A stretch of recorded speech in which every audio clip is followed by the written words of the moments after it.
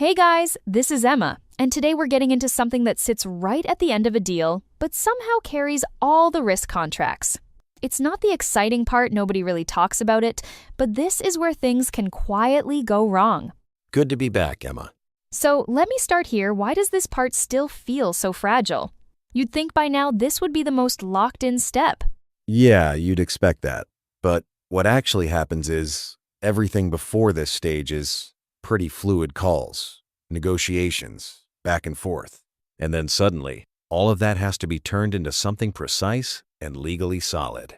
That jump is where things get tricky. You're taking conversations that had a bit of flexibility in them, and now you're trying to pin them down into exact wording, timelines, conditions. Yeah, and I'm guessing not everything from those conversations is perfectly documented. Exactly. A lot of it lives in context what both sides understood, what was implied, small adjustments that happened along the way. Now, when you sit down to write the contract, you're trying to reconstruct all of that. And it's usually happening under time pressure, because everyone wants to close. So it's not just writing, it's remembering, interpreting, and translating all at once.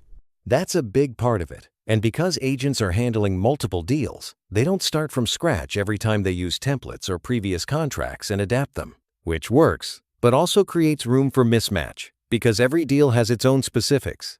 Can you give me an example of where that mismatch shows up? Yeah, timelines are a common one. Let's say in conversation, both parties agreed on a flexible closing window.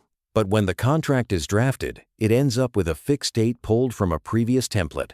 Now, technically, the contract is valid, but it doesn't fully reflect what was discussed. And that's where friction starts later. Right, because no one notices until it actually matters. Exactly. These aren't obvious errors, they're small misalignments that surface at the worst time. So, where does AI step in without making this feel like you're handing over something too sensitive? It comes in more like a support layer.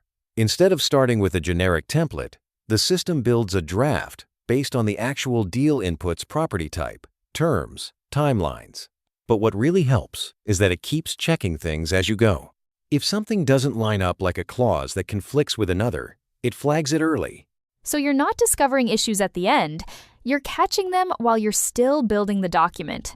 Exactly. And that reduces a lot of that background doubt, did I miss something? You're still in control of the contract, but you're not relying entirely on memory and manual checks. Yeah, that probably makes the closing stage feel a lot less stressful overall. Sanjeev, this was a really good one. It's one of those parts of the process people don't think about much, but clearly carries a lot of weight. Yeah, it's easy to overlook until something goes wrong. And to everyone listening, if everything feels smooth until the paperwork shows up, that might be the part worth paying attention to. Stay with us, and we'll be back with more conversations like this coming up.